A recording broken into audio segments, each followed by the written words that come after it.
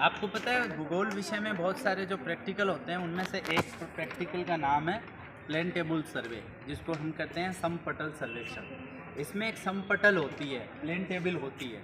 ये plane table जो होती है ये चीड़ की लकड़ी की बनी होती है। चीड़ की लकड़ी की क्यों बनी होती है? क्योंकि चीड़ की लकड़ी हल्की होती है वजन में, इसलिए चीड़ की लकड़ी की बनी होती है। ये आप देख रहे हो, इनको कंट्रोल करने के लिए ये सागवान की दो पट्टियाँ लगी हुई है। ये सागवान की लकड़ी मजबूत होती है इसलिए लगी होती है। और ये सागवान की लकड़ी के बीच में चीड़ की पट्टियों के बीच में पट्टियाँ हैं, ये एक साबुत लकड़ी की नहीं होती है।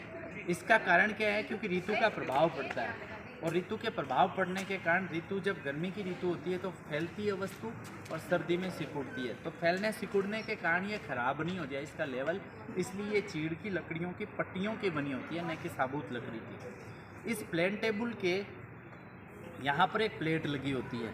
इस प्लेट को कहा जाता है धुरागर प्लेट। इस धुरागर प्लेट के एक पिन लगी होती है। इस पिन का नाम है धुरागर पिन। ये धुरागर प्लेट पेंच की सहायता से इस पे कसे हुए होते हैं।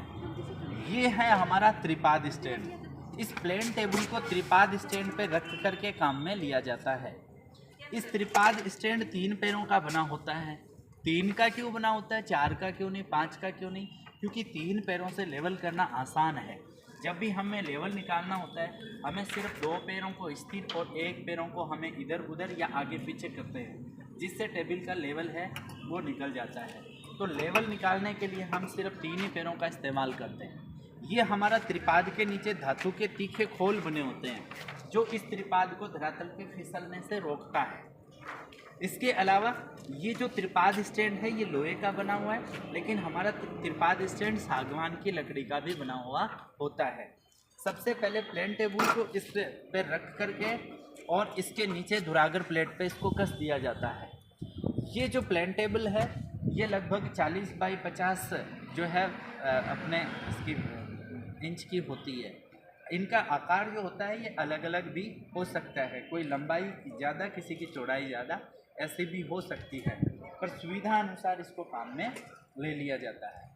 इसके बाद में हमारे प्लेन टेबल को काम में लेने वाले सर्वेक्षण में और भी उपकरण होते हैं।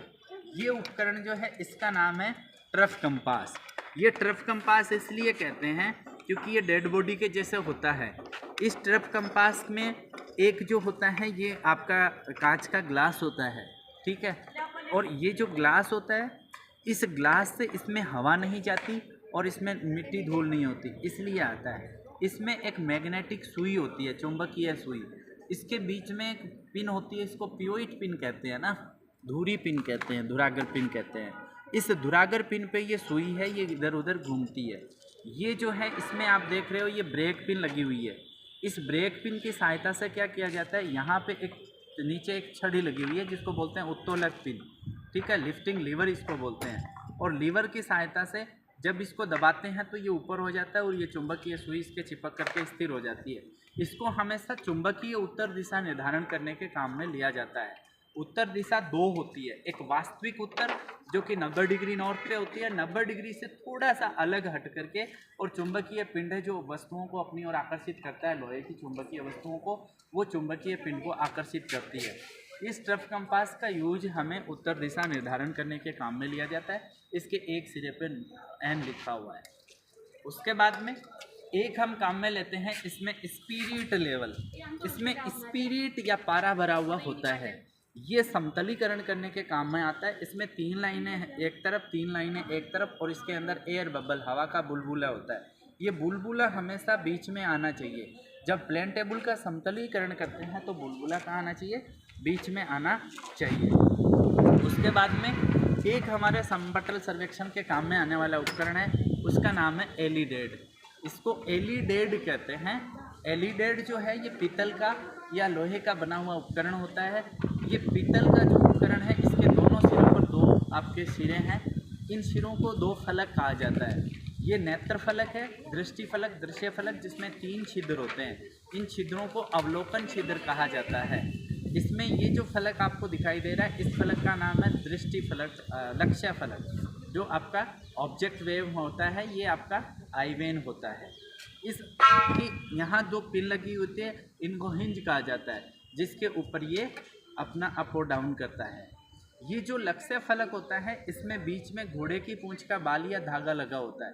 घोड़े की पूंछ का बाल इसलिए लगा होता है कि उसमें किसी ऋतु का प्रभाव नहीं पड़े, इसलिए लगा होता है। और एलिडेड को क्या करते हैं हम, जब भी हम किसी टारगेट को देखते हैं तो एलिडेड को हम नेत्र फलक की ओर अपना लक्ष्य दे करके और उसके बाद में हम उसको इधर उधर अप डाउन करते हैं। जिधर हमें टारगेट देखना है उसके सिर में हम इसको लेकर के और लाइन खींचते हैं। ये अपना एलिडेड है। उसके बाद में ये होता है हमारा फीता। इसमें हम धात्विक फीता काम में लेते हैं, जिसमें धातु के तार बुने होते हैं। धातु के तार बुने होते हैं पित्तल के, तांबे के, इसलिए इसको धात्विक फीता कहा जाता है। इस धात्विक फीते में दो ओर से दूरियां लिखी हुई है। एक ओर जो दूरी होती है वो फीट में होती है और दूसरी ओर से जो दूरी होती है वो मीटर में होती है। फीते प्रायः 30 मीटर के हम काम में लेते हैं। जैसे आप इधर देखेंगे तो यहाँ पे 2 मीटर दूरी लिखी हुई है और 2 मीटर में आप यहाँ फीट में दूरी यानी 6 फीट और 7 इंच की दूरी इसमें आ गई। तो इसमें हम दोनों ओर से दूरियों को माप सकते हैं। उसके बाद में एक हम इसमें काम में लेते हैं, इस उपकरण का नाम है साहुल पिंड युक्त चिमटा। इसको बोलते हैं प्लम्बिंग फॉर्क। साहुल पिंड युक्त चिमटा, ये 1 मीटर लंबी, लगभग 1 मीटर लंबी एल्यूमिनियम की छड़का या पीतल की छड़का बना हुआ होता है। इसमें क्या होता है कि ये जो नोक होती है और नीचे इसका ये जो कड़ी लगी होती है, इसकी नोक के बीच में बिल्कुल आना चाहिए। उसके बाद में धागे की सहायता से इसको बांधा जाता है। ये जो होता है इसको कहते हैं प्लम्बोब या साहुल पिंड, ठीक है। और इसको साहुल पिंड युक्त चिमटा या प्लम्बिंग फॉर्क विद प्लम्बोब कहा जाता है। इसका काम क्या होता है, किसी यहाँ पे प्लेन टेबल के ऊपर चार्ट का या बॉक्स अपना ड्राइंग पेपर का, और यहाँ का जो है इसका केंद्र निकालने के लिए इसको काम में लेते हैं। इसका मतलब समपटल के ऊपर का और नीचे का सेंटर बिल्कुल